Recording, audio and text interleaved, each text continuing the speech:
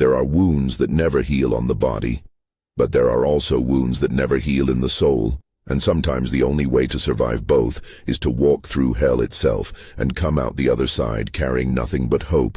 If stories like this move you, if you believe these histories must be remembered and honored, please subscribe to this channel and turn on notifications so you never miss the extraordinary tales of courage that remind us what the human spirit can endure and overcome when freedom calls. Louisiana, 1857. The summer air hung thick and wet over the plantation like a suffocating blanket. Mosquitoes swarmed in dark clouds above the waterlogged fields where cotton grew in endless rows, white bowls bursting from green stems, each one representing hours of labor under a merciless sun. This was the world Joshua had known for all of his 32 years. This was the only world he had ever been allowed to know. But tonight, everything was about to change, because tonight, Joshua had made a decision that would either deliver him to freedom or destroy him completely. His back was on fire. The wounds from yesterday's whipping were still fresh, still bleeding through the rough cloth of his shirt, each movement sending lightning bolts of pain through his body. The overseer had been angry, had claimed Joshua was working too slowly, had decided to make an example of him in front of the others. 20 lashes. Joshua had counted each one, had forced himself to stay conscious, to stay standing, because falling meant more punishment. Weakness was not permitted. Humanity was not recognized.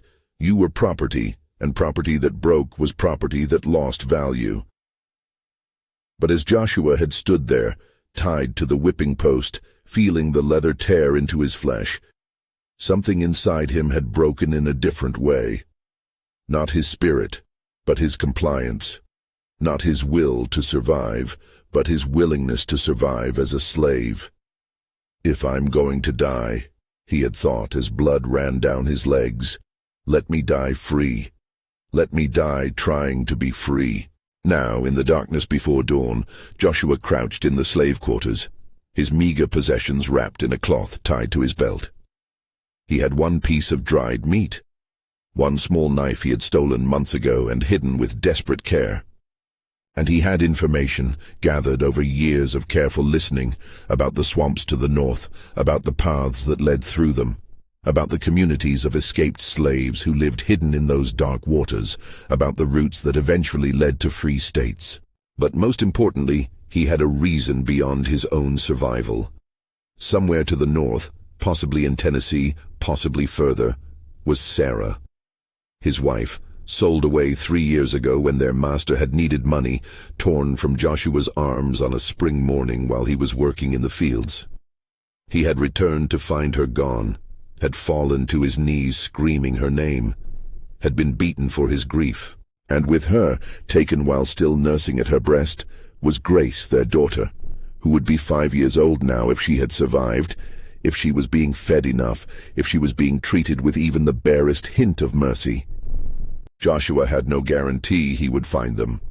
He had only a name, Tennessee, overheard from the trader who had purchased Sarah, and a direction north.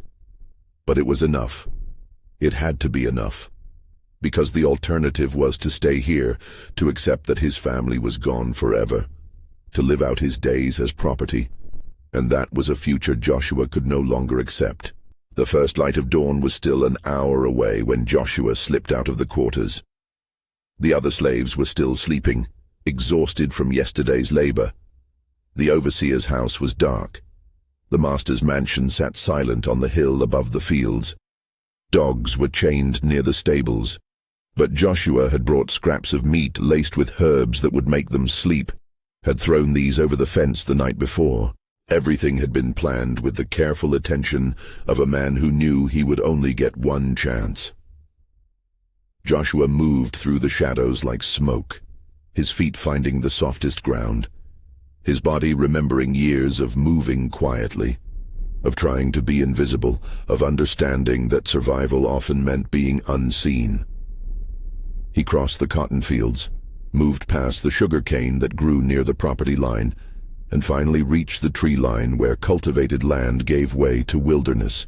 And there, stretching out before him in the grey pre-dawn light, was the swamp. It looked like the landscape of nightmares. Dark water, still and oil-black, reflecting nothing. Cypress trees rising from the water like skeletal fingers, their roots forming twisted labyrinths above and below the surface. Spanish moss hanging from branches like the beards of dead men, and somewhere in that darkness, unseen but definitely present, alligators, snakes, insects that could kill with their bites, diseases that could burn through a body in days. But Joshua had no choice. The roads were watched. The towns were full of slave catchers. Dogs would be set on his trail within hours. The only path to freedom led through hell. And hell, in this case, was water and darkness, and creatures that saw humans as prey. Joshua stepped into the swamp, and the water closed around his legs like a cold fist. It was deeper than he expected, rising quickly to his waist, soaking his clothes, making every step a struggle against suction and current. The bottom was soft mud that tried to hold him in place, that grabbed at his feet like hands pulling him down. But he pushed forward, using fallen branches for support, testing each step before committing his weight, moving slowly, carefully, understanding that speed meant nothing if it led to drowning or injury. Behind him, still faint but growing louder, he heard the first sound he had been dreading. Dogs barking. They had discovered his absence. The hunt had begun. Joshua forced himself to move faster, pushing through water that sometimes rose to his chest, dragging himself over fallen logs covered in slime and fungus, his wounded back screaming with every movement, but his mind focused on a single thought. Keep moving, keep moving, keep moving. The dogs would track him to the swamp's edge, but water confused their noses, broke the scent trail. If he could get deep enough into the swamp before they reached the tree line, he might have a chance.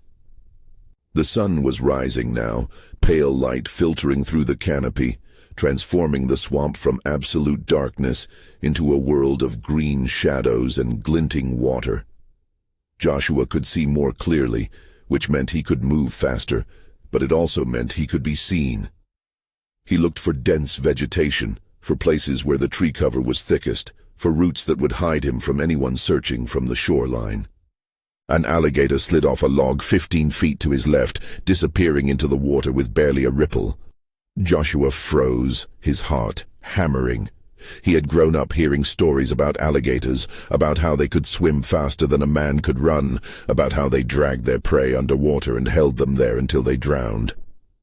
But he also knew that alligators usually avoided humans if given the choice, that they were more likely to attack if threatened or surprised. Joshua waited, counting his heartbeats, until he was certain the alligator had moved away. Then he continued forward, angling away from where he had seen it, giving it space, respecting that this was its territory, and he was the intruder. Hours passed. The sun climbed higher, and the swamp became an oven. Humidity pressed down like a physical weight. Insects swarmed in clouds around Joshua's head, biting his face, his neck, his arms. His clothes were soaked through with swamp water and sweat. His back throbbed with infection starting to set into the whip wounds, but he kept moving, because stopping meant capture, and capture meant death.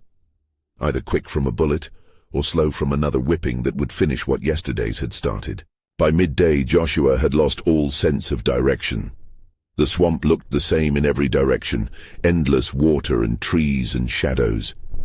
He had been trying to head north, using the sun as a guide, but the thick canopy made it difficult to track the sun's position, and he was terrified that he was moving in circles, that he would emerge from the swamp right back where he had started. Think, he told himself, forcing his exhausted mind to focus. Think like you've been taught to think. His father, before he had been sold away when Joshua was 12, had taught him to read the natural world. How to find north by looking at moss on trees, which grew thicker on the northern side. How to navigate by stars at night. How to recognize edible plants and avoid poisonous ones. His father had been preparing him Joshua realized now, had been teaching him survival skills, even though teaching slaves to read or to think independently was forbidden and dangerous. Joshua found a massive cypress tree and examined it carefully. The moss was indeed thicker on one side. That was north. He adjusted his direction, used fallen branches to mark his path so he could tell if he was circling back, and continued forward with renewed determination. But as the afternoon wore on, Joshua's strength began to fail. He had not eaten since yesterday morning. The piece of dried meat he carried was barely enough to sustain him, and he was saving it for emergencies. The water he was wading through was not safe to drink, full of parasites and bacteria that could kill him as surely as any bullet. Dehydration was setting in, his mouth dry, his head pounding, his vision occasionally blurring at the edges. And then he heard something that made his blood run cold. Voices, human voices carrying across the water from somewhere behind him. The slave catchers had entered the swamp, they were following him, and they were getting closer. Joshua forced his exhausted body into motion, pushing through water that seemed to resist every step, his muscles burning, his lungs heaving. He could hear the men now, calling to each other, coordinating their search pattern. They had experience with this, had hunted escaped slaves through these swamps before, knew the territory and the tactics. But Joshua had something they did not have. He had everything to lose and everything to gain. He had a wife and daughter somewhere beyond this nightmare. He had the absolute certainty that death was preferable to recapture. And he had learned, over 32 years of enslavement, to be smarter than those who thought owning him made them his superior. He found a massive fallen tree, half submerged, its hollow interior large enough for a man to hide inside. Joshua crawled into it, pulling himself into the darkness, ignoring the spiders and beetles that scattered at his intrusion. He positioned himself carefully, his face barely above the waterline inside the log, his body completely hidden from view. And he waited. The voices grew louder. Joshua could hear them clearly now. 3 men, maybe 4, wading through the swamp with guns and dogs. The dogs were barking frantically, confused by the water, by the multitude of scents, by the alien environment. Joshua could hear the men cursing, complaining about the heat, about the difficulty of searching swampland, about the worthlessness of a slave who caused this much trouble. They passed within 10 feet of Joshua's hiding place. So close he could hear their breathing, could smell the tobacco on their clothes. One of them actually put his hand on the fallen log for support, his palm resting inches from where Joshua's body lay hidden. Joshua held his breath, held perfectly still, his heart pounding so loud he was certain they must hear it. But they did not see him. They moved past, their voices gradually fading as they continued deeper into the swamp, following a false trail, searching in the wrong direction. Joshua waited until silence returned before crawling out of his hiding place. His body was shaking with exhaustion and fear, but he also felt something else. Pride. He had outsmarted them.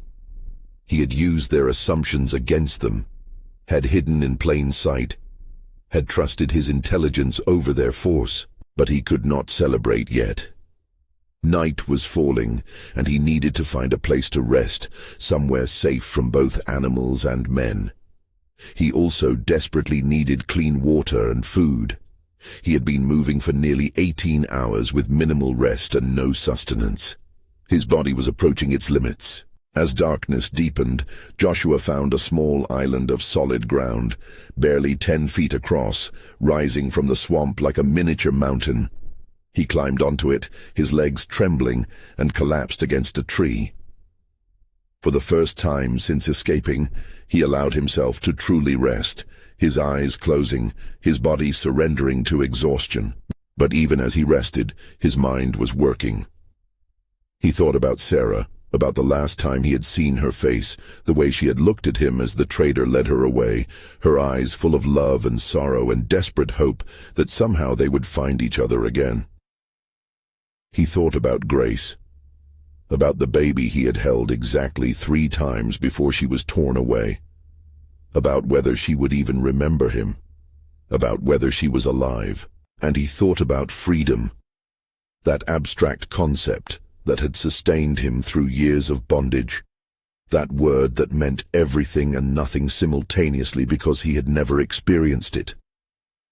What would it feel like, he wondered, to wake up and choose what to do with his day?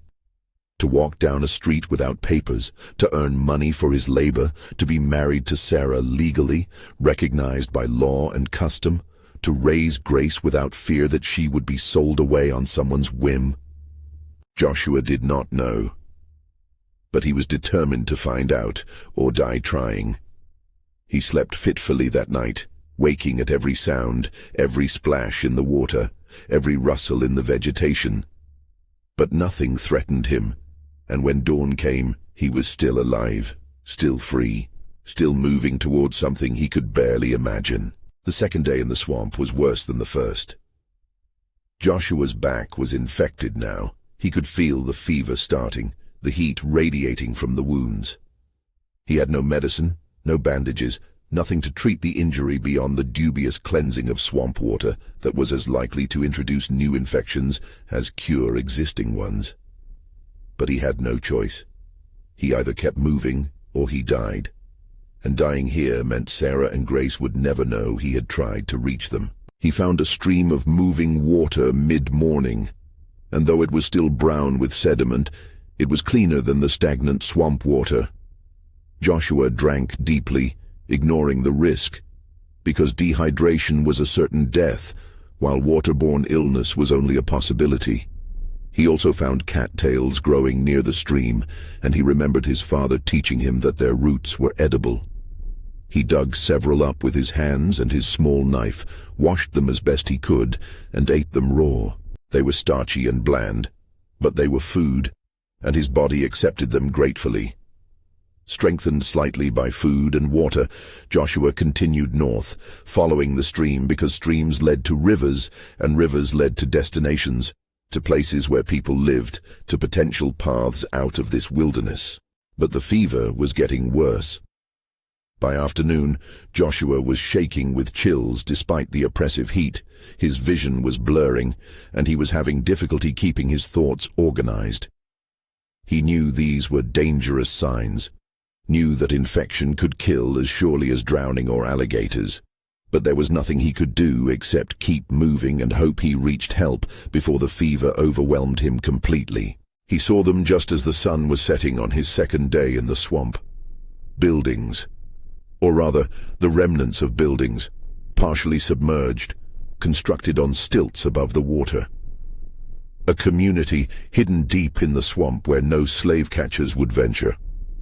A maroon camp, the kind of place he had heard whispered about but never quite believed existed.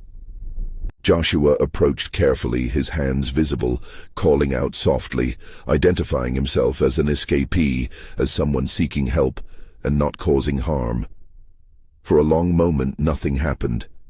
Then a door opened in one of the buildings, and a woman emerged, old and gray-haired, her eyes sharp and assessing. "You alone?" she asked, her voice carrying across the water. "Yes, ma'am," Joshua replied, his voice cracking from thirst and exhaustion. "You infected. I can smell it from here. You bring trouble with you?" "No, ma'am. Lost the catchers yesterday. Been alone since." The woman studied him for another long moment, then nodded. "Come on then. Let's get you fixed before you die in our front yard and bring the whole world down on us." Joshua stumbled forward, climbing up onto the wooden platform where the building stood, and promptly collapsed.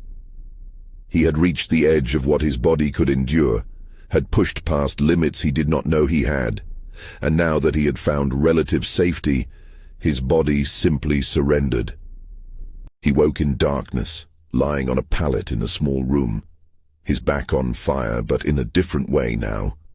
The cleansing burn of medicine rather than the destructive burn of infection.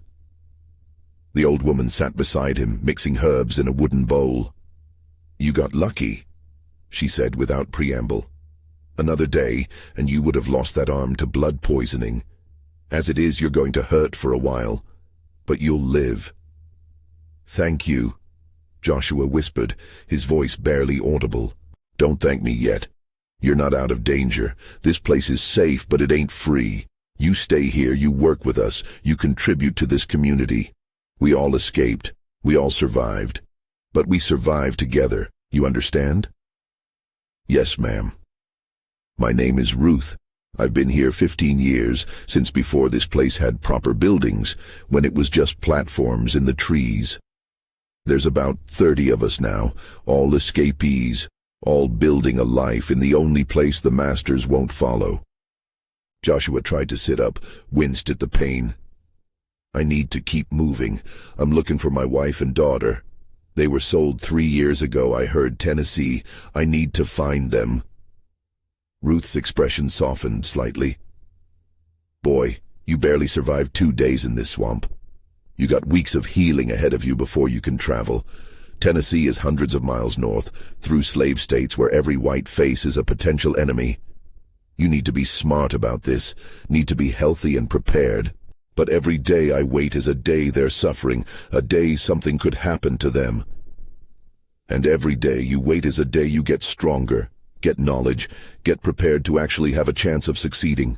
Ruth interrupted firmly. "Dead men don't rescue their families. Rushing off in your condition will just get you killed or recaptured. You want to help them? Then heal, learn, prepare, and then go with our blessing and our help." Joshua knew she was right, but the knowledge burned in his chest.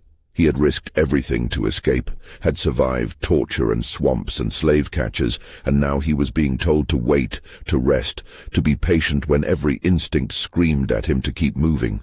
But he was also pragmatic enough to recognize that Ruth was offering wisdom born of experience, that she had survived in this swamp for 15 years by being smart rather than impulsive, and that her advice might be the difference between success and failure. "How long?" he asked. "How long before I'm strong enough?" 6 weeks, minimum, maybe 2 months. Long enough for those wounds to close properly, for the infection to clear completely, for you to regain your strength. And during that time, you'll learn from us. We'll teach you how to move through hostile territory, how to forge documents, how to pass as a free black when necessary, how to find the people who help escapes along the way. You'll learn things that will triple your chances of success." Joshua nodded slowly, accepting the logic even as it wounded his heart. "Then I'll wait. I'll learn. I'll do whatever it takes. But Ruth, I'm going to find them. That's not negotiable. That's why I survived the swamp. That's why I'm still breathing." Ruth smiled, the first genuine warmth he had seen from her. "Good. Because men with purpose, men with something to fight for beyond themselves, those are the men who succeed. Those are the men who change things. Now rest. Tomorrow we start making you into the man who can cross a country to rescue his family." The weeks that followed were a revelation. Joshua had spent his entire life being told he was property, being treated as less than human, being denied education and agency and choice. But in this hidden community of escaped slaves, he discovered something that challenged everything he had been taught about himself and his people. He discovered that he was brilliant. Ruth and the others taught him to read and write with a speed that astonished them all. He absorbed information like dry earth absorbs rain, learning letters and words and sentences within days, progressing to reading simple texts within weeks. He learned mathematics, not just basic counting but actual calculation, understanding how numbers worked and how they could be manipulated. He learned geography, studying maps that some of the community members had painstakingly drawn from memory and stolen glances, memorizing routes and cities and landmarks. But more than academic knowledge, Joshua learned practical skills.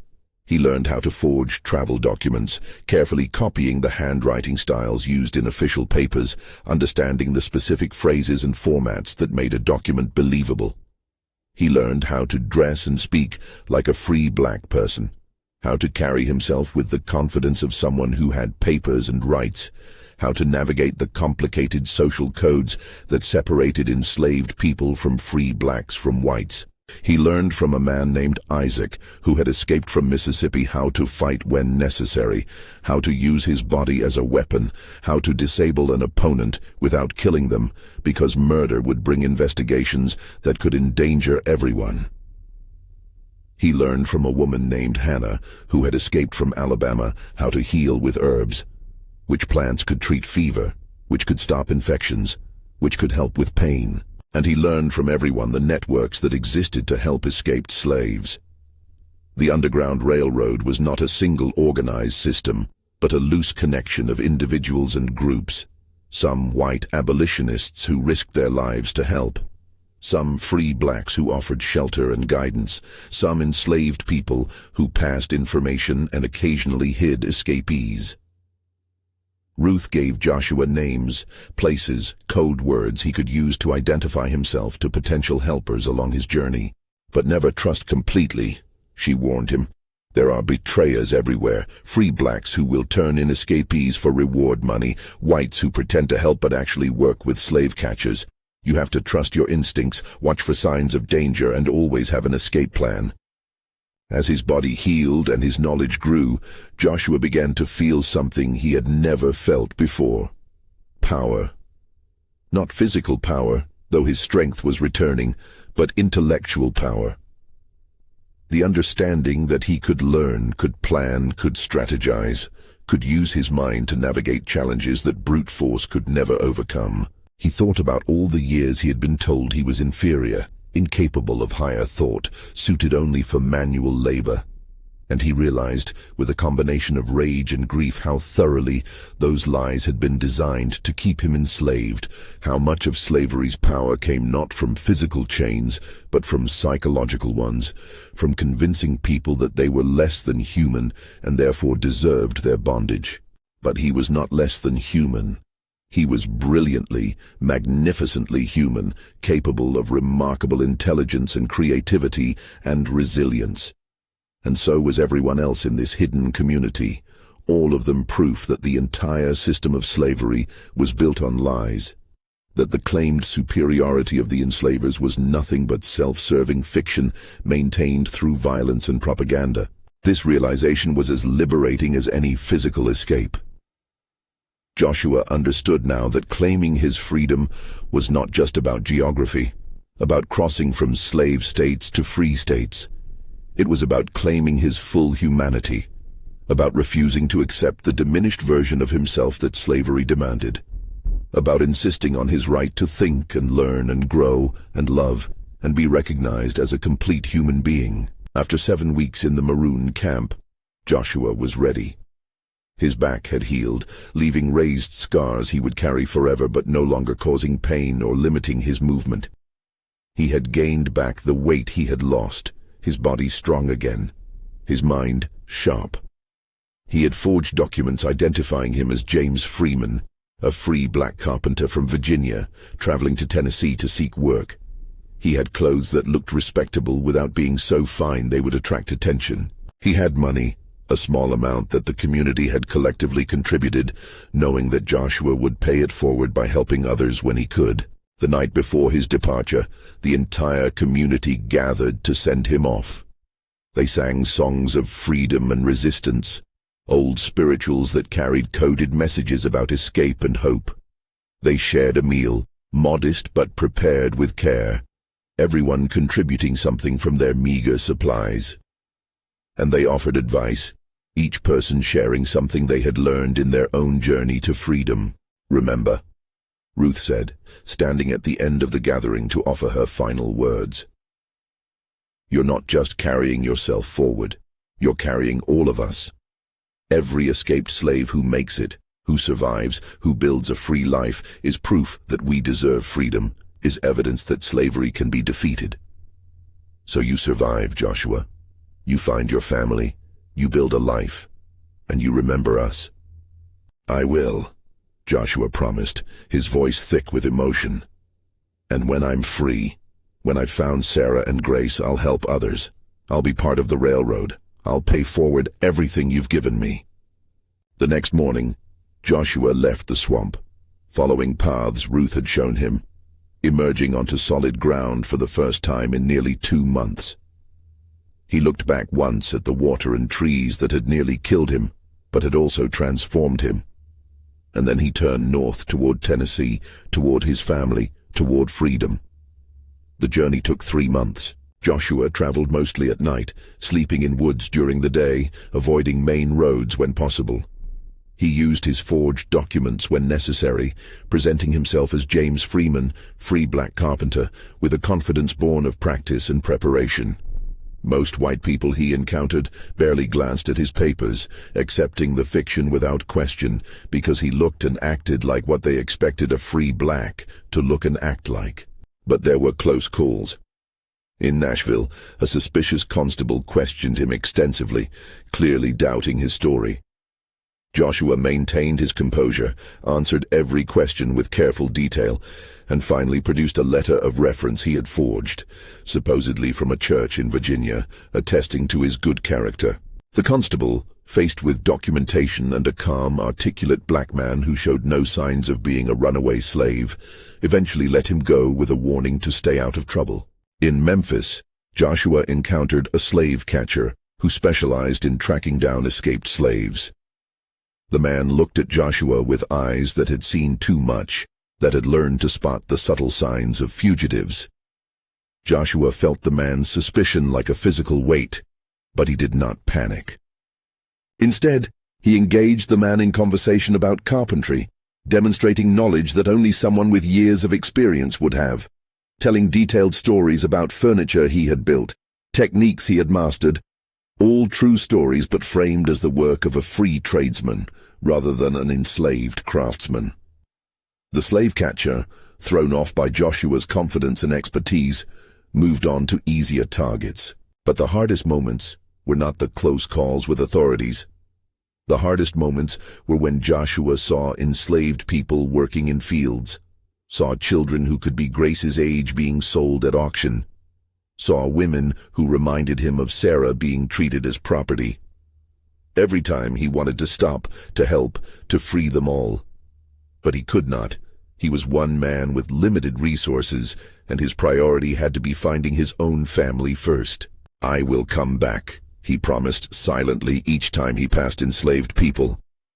"I will be part of ending this. But first, I have to save my own."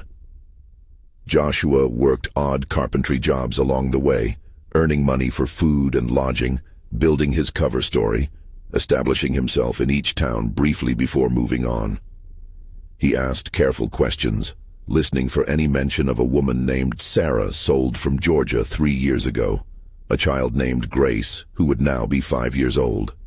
Most inquiries led nowhere, but he kept asking, kept searching, kept moving forward. And then, in a small town in eastern Tennessee, a free black man who ran a stable told Joshua about a plantation 20 miles east where the owner had recently purchased several slaves from Georgia, including a woman who worked in the house, known for being quiet but competent, who had a daughter around 5 years old. Joshua's heart stopped. It could be them. It might not be. But it could be them. He traveled to the plantation the next day, his heart hammering with a combination of hope and terror. If this was them, how would he free them? He could not simply walk up and demand their release. They were property, legally owned, and he was a fugitive slave pretending to be free. Any attempt to rescue them by force would likely result in his death or recapture. He needed to be smart. He needed to use everything Ruth and the others had taught him. He needed to be patient and careful and strategic. Joshua approached the plantation as James Freeman, free black carpenter, looking for work. The owner, a man named Hobbs, was initially suspicious, but eventually agreed to let Joshua repair some damaged fencing in exchange for payment. This gave Joshua access to the property, an opportunity to observe, to gather information, to plan. And on his second day there, working on the fence near the main house, he saw her. Sarah. Older, thinner, The light in her eyes dimmed but not extinguished, carrying laundry from the house to the washing area.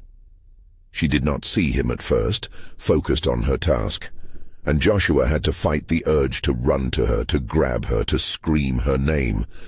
Instead, he continued working, waiting for the right moment. When she walked past him on her way back to the house, he spoke quietly. Just 2 words that would mean nothing to anyone listening but everything to her. Cotton moon. It was a phrase from their courtship, something Joshua had whispered to Sarah the first night they had stolen time together, looking up at a full moon while surrounded by cotton fields. A private code that only they would recognize. Sarah froze. Her head turned slowly, and her eyes met Joshua's.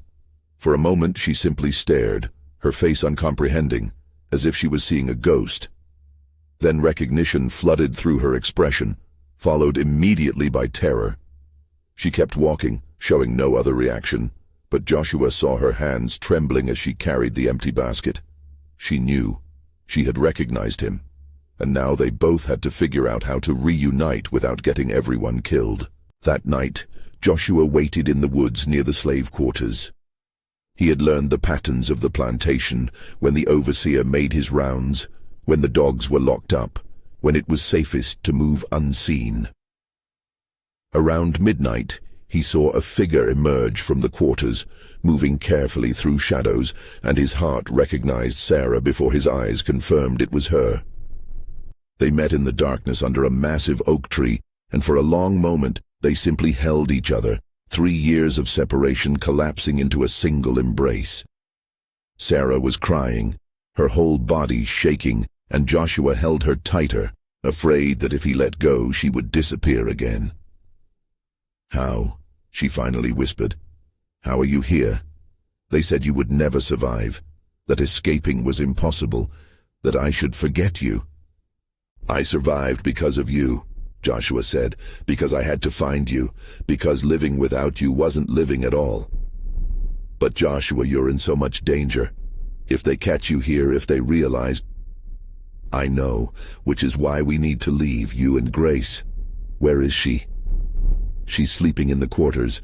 Joshua, she doesn't remember you. She was so young when they took us. I've told her stories about you, but she doesn't remember." Joshua felt grief mix with determination. His daughter did not remember him, but he was here now, and he would spend the rest of his life making sure she knew her father. "Then we'll build new memories, but Sarah, we have to leave tonight. I have a plan. I have contacts. I know how to reach free territory. But we have to go now." Sarah looked at him, and he saw the war in her eyes. The terror of staying versus the terror of escaping. The familiar horror versus the unknown. But then she straightened her shoulders, and Joshua saw the strength that had made him fall in love with her, the steel core that had helped her survive 3 years of separation and continued bondage. "Yes," she said, "we go tonight. Let me get Grace." An hour later, 3 figures slipped into the Tennessee woods, moving north by the stars, carrying nothing but hope and love, and an absolute determination to be free or die trying. Joshua led the way. Sarah carried Grace, who was confused and frightened, but trusting her mother, and together they began the most dangerous part of Joshua's journey. Because now he was not just saving himself, he was saving his family. And that meant everything. The next weeks tested Joshua in ways the swamp never had. Traveling alone, he could move quickly, could take risks, could focus entirely on his own survival. But with Sarah and Grace, every decision had to account for their safety, their exhaustion, their needs. Grace was 5 years old, too young to walk the distances they needed to cover, so Joshua carried her on his back while Sarah carried their meager supplies. They moved more slowly, had to rest more frequently, were more visible and therefore more vulnerable. But they were together, and that made every hardship bearable. They followed the routes Joshua had learned, the safe houses and contacts that Ruth had taught him about. They found Quakers who hid them in barns and fed them despite the legal risk. They found free blacks who offered guidance and sometimes shelter. They found conductors on the Underground Railroad who moved them from one safe location to another, each leg bringing them closer to free territory. But they also encountered betrayal. A man who claimed to be helping them actually led them into a trap, nearly delivering them to slave catchers until Joshua's instincts warned him something was wrong, and he led his family away just in time. They spent 3 days hiding in a cave, surviving on whatever they could forage, while the betrayer and slave catchers searched the area. Through it all, Grace slowly came to understand that Joshua was her father, that this man who carried her and protected her and told her stories at night loved her with a fierce devotion that asked nothing in return. And slowly she began to remember, or perhaps to create new memories that felt like remembering, and she started calling him Papa, the sweetest word Joshua had ever heard. They crossed into Ohio in late autumn, the leaves turning red and gold, the air carrying the first bite of winter. Ohio was technically free territory, but the Fugitive Slave Act meant they were still not truly safe. Slave catchers operated even in free states, and there were bounties on escaped slaves that motivated many to look the other way from justice. But they were closer now. Closer to real safety, closer to cities with established free black communities, closer to the possibility of actual legal freedom. In Cleveland, Joshua found work as a carpenter, his skills finally being used for himself rather than for an owner. Sarah found work as a seamstress. They rented a small room, barely larger than the quarters they had lived in as slaves, but it was theirs, chosen by them, paid for with wages they earned. Grace started attending a school for black children, learning to read and write, opportunities that would have been illegal in the South. They lived cautiously, always aware that they could be recognized, that their former owners might send slave catchers north, that their freedom was fragile and conditional. But they were together. They were building a life. They were healing from wounds that would take years to fully address, but that at least could begin to heal in freedom. Joshua sometimes thought about the maroon camp in the Louisiana swamp, about Ruth and Isaac and Hannah and all the others who had saved his life and taught him how to survive. He sent money when he could, passed through intermediaries, supporting the community that had supported him. And he became part of the Underground Railroad himself, using his knowledge and experience to help other escaped slaves reach safety, paying forward the grace he had received. Years passed. The Civil War came, and Joshua enlisted in the Union Army, fighting for the formal abolition of slavery, for the legal recognition of what he had always known, that he and all people like him were fully human and deserved complete freedom. He survived the war, returned to Cleveland, and continued building his life with Sarah and Grace. They never forgot where they came from. They never forgot the swamp Joshua crossed, the months of journey, the constant danger. But they also never let those memories define them as victims. Instead, they chose to be defined by their resistance, by their courage, by their absolute refusal to accept bondage as their destiny. Joshua lived to see slavery abolished, to see the 13th Amendment ratified, to know that legally at least no one could ever own another human being in America again. He knew the fight was not over, that racism would take new forms, that the legacy of slavery would haunt the nation for generations. But he also knew that every person who escaped, who resisted, who insisted on their humanity despite every effort to deny it, was a testament to the unbreakable human spirit. He told his story to his children and grandchildren, wanting them to know what had been endured, what had been overcome, what had been won through blood and courage and love.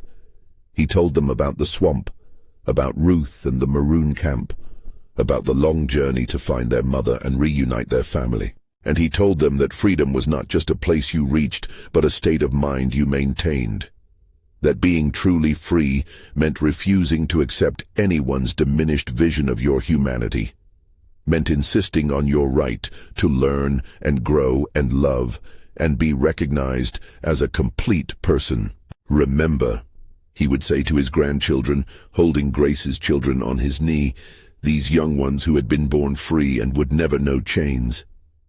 Remember that you come from people who survived the unsurvivable, who fought the unfightable, who won freedom when the entire world said it was impossible. You carry that strength in your blood. You carry that courage in your spirit. And you have a responsibility to use those gifts to make the world more just, to help those still trapped by different chains, to be the answer to someone else's prayer the way others were the answer to mine. When Joshua died at the age of 73, surrounded by his family, his last words were for Sarah, his hand in hers, as it had been through everything they had survived together. "We made it," he whispered. "We actually made it."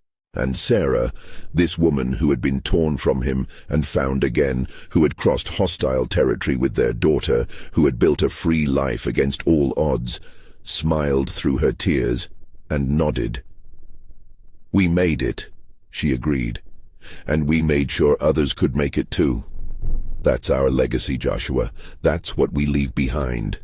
Joshua's story, like Ellen Craft's story, like countless other stories of resistance and escape and survival, is not just history, it is prophecy. It tells us that systems of oppression, no matter how powerful they seem, contain the seeds of their own destruction.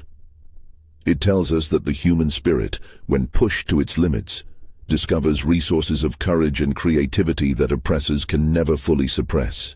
It tells us that love is stronger than chains, that family is worth any risk, that freedom is not granted but claimed through actions that require everything we have and more than we knew we possessed.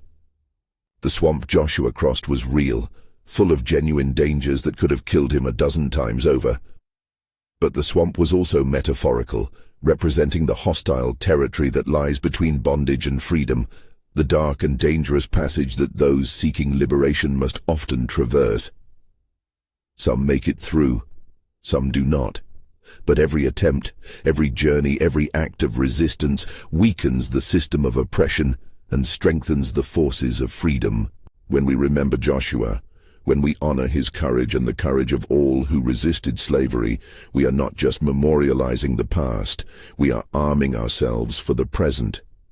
Because the fundamental struggle, the battle between those who would dehumanize others and those who insist on universal human dignity, continues in different forms. The chains look different now, but the imperative remains the same. To recognize the full humanity of every person, to resist systems that diminish or destroy that humanity, and to be willing to risk everything for freedom. Joshua's scars healed but never disappeared. The wounds from that whipping that precipitated his escape remained visible on his back until the day he died, raised ridges that told a story of cruelty and survival. But Joshua never tried to hide those scars. He bore them as testimony, as evidence, as proof of what he had endured and overcome. "These scars," he would tell people who asked, "are my credentials. They prove I know what slavery truly is, not as an abstract concept, but as a living reality. They prove I survived. They prove I fought. They prove I won." And that perhaps is the final lesson of Joshua's story and stories like his. That survival in the face of overwhelming oppression is itself an act of resistance. That maintaining your humanity when the entire system is designed to strip it away is a revolutionary act.